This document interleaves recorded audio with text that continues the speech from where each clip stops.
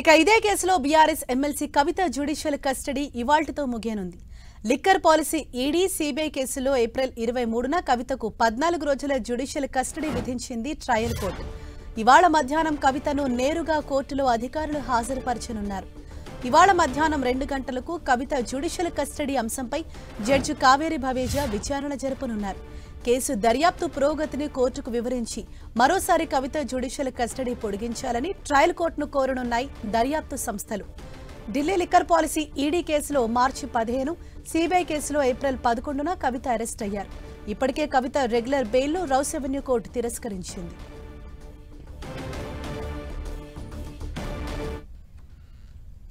ఇదే విషయంపై మరింత సమాచారంతో మా ప్రతినిధి గోపి మనకు అందుబాటులో ఉన్నారు. ఎస్ గోపి, ఇవాళ కవిత జ్యుడిషియల్ కస్టడీపై కూడా విచారణ జరగనున్నట్టు తెలుస్తోంది. అంటే నేరుగా వర్చువల్ గా హాజరు అవ్వడానికి కూడా కవిత పర్మిషన్ అడిగినట్టు తెలుస్తోంది. సో దీనిపైన అప్డేట్స్ ఏంటి?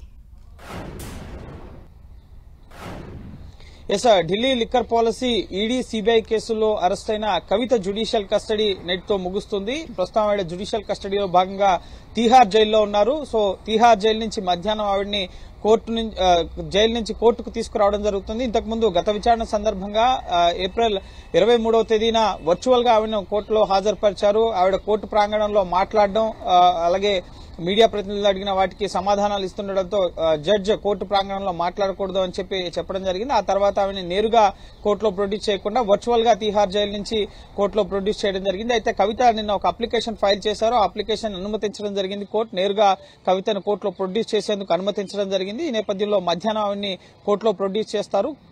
కేసు దర్యాప్తు పురోగతిని కోర్టుకు వివరించి కవిత జ్యుడిషియల్ కస్టడీని ఎక్స్టెండ్ చేయమని చెప్పి దర్యాప్తు సంస్థలు కోరే అవకాశం ఉంది. ఈడీ సీబీఐ 2 కేసుల్లో కూడా కవిత జ్యుడిషియల్ కస్టడీని పొడిగించాలని చెప్పి కోరే అవకాశం ఉంది. ఎందుకంటే కేసు దర్యాప్తు పురోగతి ఒక కీలక దశలో ఉంది. కేజ్రీవాల్ అరెస్ట్ అయ్యారు. అలాగే కేసు ఇన్వెస్టిగేషన్ లో భాగంగా ఇప్పటివరకు ఎటువంటి ఆధారాలు లభ్యమయ్యాయి, డిజిటల్ ఎవిడెన్సెస్ ని ఎంతవరకు ఎక్స్ట్రాక్ట్ చేశారు, అలాగే ఇతర వ్యక్తుల్ని విట్నెస్ ని ప్రశ్నించిన తర్వాత వాటి ఆధారంగా కేసు దర్యాప్తు జరుగుతోంది.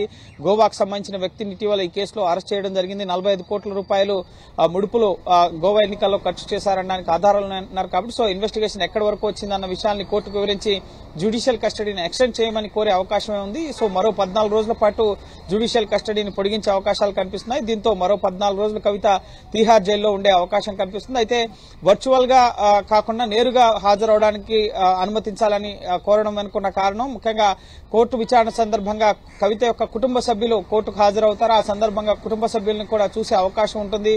వారితో జడ్జి పర్మిషన్ అడిగి వారితో మాట్లాడే అవకాశం ఉంటుంది. కాబట్టి నేరుగానే తనని కోర్టులో హాజరుపరచాలని చెప్పి కవిత అప్లికేషన్ మూవ్ చేశారు. దానికి కోర్టు అనుమతించడంతో ఈ రోజు మధ్యాహ్నం కవితను నేరుగా రౌజ్ అవెన్యూ కోర్టులో హాజరుపరుస్తారు. అనంతరం కేసు దర్యాప్తుకు సంబంధించి పురోగతి ఎంతవరకు వచ్చింది, అలాగే ఎందుకు జ్యుడిషియల్ కస్టడీ ఎక్స్టెండ్ చేయమని చెప్పి కోరుతున్నాం అన్న అంశాలని ఇటు సీబీఐ అలాగే ఎన్ఫోర్స్మెంట్ డైరెక్టరేట్ తరపు న్యాయవాదులు కోర్టుకు వివరించడం జరుగుతుంది. వాటి ఆధారంగానే తదుపరి ఈ అంశంపైన కోర్టు నిర్ణయం తీసుకునే అవకాశం ఉంటుంది. ఇప్పటికే రెగ్యులర్ బెయిల్ క్యాన్సిల్ చేయడం జరిగింది. కాబట్టి సో జ్యుడిషియల్ కస్టడీ ఎక్స్టెన్షన్ కే ఎక్కువ అవకాశాలు కనిపిస్తున్నాయి.